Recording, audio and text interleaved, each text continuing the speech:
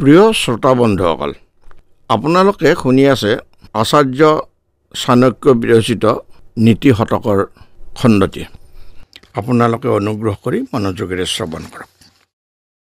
অন্তঃসাৰ বিহীনানাম উপদেশো নজায়তে মলয়া চল সংসৰ্গাত ন বেনুঃ ছন্দনায়তে। অন্তঃসাৰ শূন্য লোকৰ ওপৰত উপদেশৰ কোনো প্ৰভাৱ নপৰে। মলয় পৰ্বতত থাকিলেই বাঁহগছ চন্দন হৈ নাযায়। য়স্য নাস্তি স্বয়ং প্ৰজ্ঞা শাস্ত্ৰং তস্য কৰৌতি কিম লোচনাভ্যং বিহীনস্য দৰ্পণঃ কিং কৰিষ্যতি। যাৰ নিজা বুদ্ধি নাই, শাস্ত্ৰই তেওঁৰ কি কল্যাণ কৰিব পাৰে? দৃষ্টিবিহীন লোকৰ আইনাৰ কি প্ৰয়োজন? দুৰ্জনং সজ্জনম কৰ্তুম উপায়ো নহি ভূতলে অপানং শতধা ধৌতম ন শ্ৰেষ্ঠম ইন্দ্ৰিয়ং ভৱেত।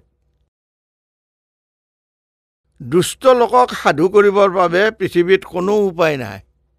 যেনেদৰে শৌচোদ্ধাৰটো 100 প্ৰকাৰে 100 বাৰ ধুলেও সি শ্ৰেষ্ঠ ইন্দ্ৰিয় হ'ব নোৱাৰে। অন্নাত 10 গুণং পিষ্টং পিষ্টাত 10 গুণং পয়ঃ পয়সোষ্ট গুণং মাংসং মাংসাত 10 গুণং ঘৃতম। ভাততকৈ 10 গুণ শক্তি পিঠাগুৰিত, পিঠাগুৰিতকৈ 10 গুণ শক্তি এৱা গাখীৰত, এৱা গাখীৰতকৈ মাংসত 8 গুণ শক্তি, আৰু মাংসতকৈ 8 গুণ শক্তি বেছি হ'ল ঘিত।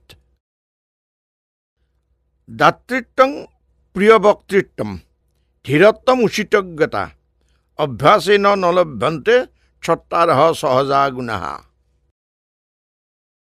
দানশীলতা, সুমধুৰ ভাষণ, ধৈৰ্যশীল আৰু উচিত অনুচিত জ্ঞান, এই 4 প্ৰকাৰ গুণ জন্মসূত্ৰে লাভ কৰা হয়, অভ্যাসৰ দ্বাৰা নহয়।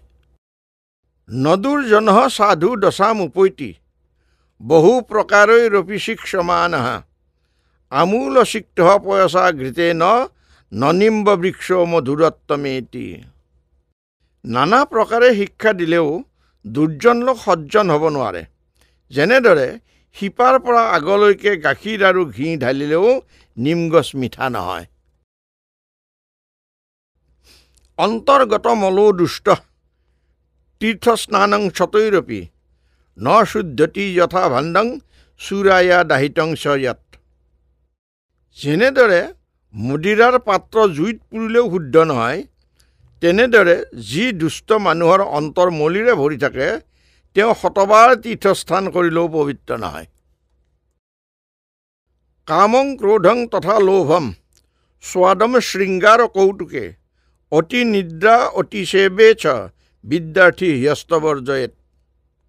কাম, ক্ৰোধ, লোভ, জিভাৰ জুতি, শৃংগাৰ, কৌতুক মানে ধেমালি, অতি সোৱন আৰু অত্যাধিক সেৱা চাকৰি আদিত এই 8টা বিদ্যাৰ্থীয়ে বৰ্জন কৰিব লাগে। গৃহাসক্তস্য নো বিদ্যা নো দয়া মাংস ভোজিনঃ দ্ৰব্য লুব্ধস্য নো সত্যম স্তন্যস্য ন পবিত্ৰতা। ঘৰ গুণা লোকৰ বিদ্যা প্ৰাপ্তি নহয়, মাংসভোজী লোকৰ অন্তৰ দয়া শূন্য, ধনৰ লোভীয়াৰ সত্যতা নাই, আৰু তিৰোতা হেৰুৱা লোকৰ পবিত্ৰতা নাই। প্ৰিয় শ্ৰোতা বন্ধুসকল, আজিলৈ খণ্ডটি আমি ইমানতে সামৰণি মাৰিছোঁ। এতিয়া আপোনালোকে অনুগ্ৰহ কৰি লাইক, ছাবস্ক্ৰাইব আৰু শ্বেয়াৰ কৰি আমাক অনুপ্ৰাণিত কৰক। ধন্যবাদ।